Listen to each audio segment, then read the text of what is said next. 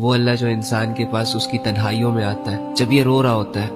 جب یہ گلے شکوے کر رہا ہوتا ہے کہ میرا کوئی نہیں ہے، مجھے کوئی نہیں سمجھ رہا، رب آتا ہے دلاسا دینے کہ میرے بندے میں تیرے ساتھ ہوں، تجھے اور کیا چاہیے؟ ٹھکرا دیا تجھے لوگوں نے، کوئی بات نہیں، جب میں تیرے ساتھ ہوں تو تجھے ان مٹی کے پتلوں کی ضرورت ہی نہیں ہے، دنیا کی ساری چیزیں تو میرے قبضہ قدرت میں ہے،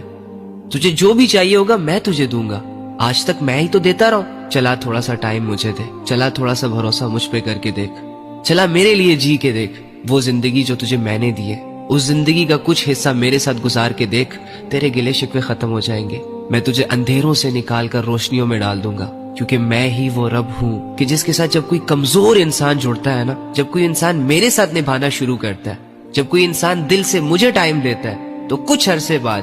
دنیا اس کی مثالیں دیتی ہے لوگوں کو۔